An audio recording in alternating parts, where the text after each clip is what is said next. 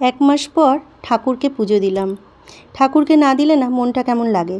অনেক ঘটা করে পুজো করতে পারি না, কিন্তু প্রত্যেক দিন স্নান করে ঠাকুরকে একটু জল ফুল দিলে বা সকালবেলা ঘুম থেকে উঠে দিলে তো বেশ ভালো লাগে। তো যাই হোক, পুজো টুজো দিয়ে রান্নাঘরে চলে আসলাম। তো নমস্কার বন্ধুরা, মনের স্বাদ কাহনে সকলকে অনেক অনেক স্বাগত জানাই। আশা করছি সবাই খুব ভালো আছেন। তো এই যে ভোলা মাছ রান্না করব আজকে। মানুষ কিন্তু মানুষের ওপরটা দেখেই বিচার করে, ভেতরটা বিচার করে না, যে ভেতরে কি চলছে কি করছে কিছুই না। আজকালকার দিনটাই মনে হয় এমন পড়েছে। তো আমি আমার মেয়ে বাড়িতে আসলেই ছোট মাছ রান্না করি, ভোলা মাছ, আমুদে মাছ, তারপরে বিভিন্ন রকমের ছোট মাছ, যেগুলো আমার মেয়ের খেতে খুব ভালো লাগে।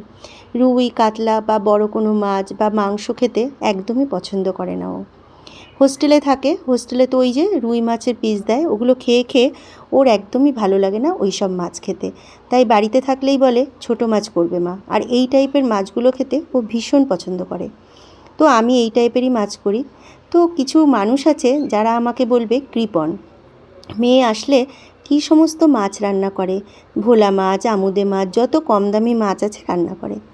কিন্তু যে যেটা পছন্দ করে, যে যেভাবে খাবে সেভাবেই তো তাকে খাওয়াতে হবে না।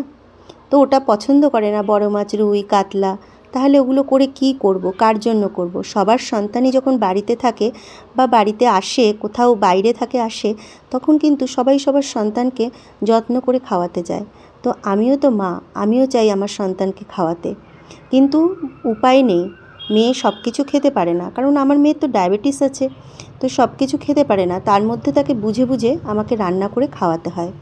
আর তারপরে সে সব কিছু খেতেও চায় না, সে ভীষণই ডায়েট করে।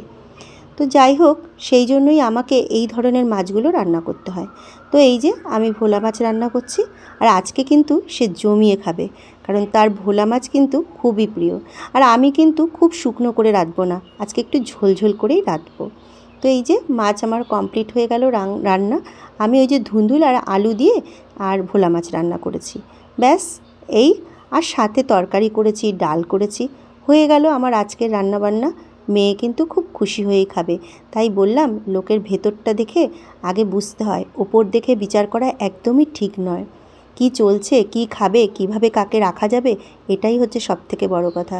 তো বন্ধুরা, ভিডিওটা এখানেই শেষ করছি। ভালো লাগলে একটা লাইক করে দেবেন।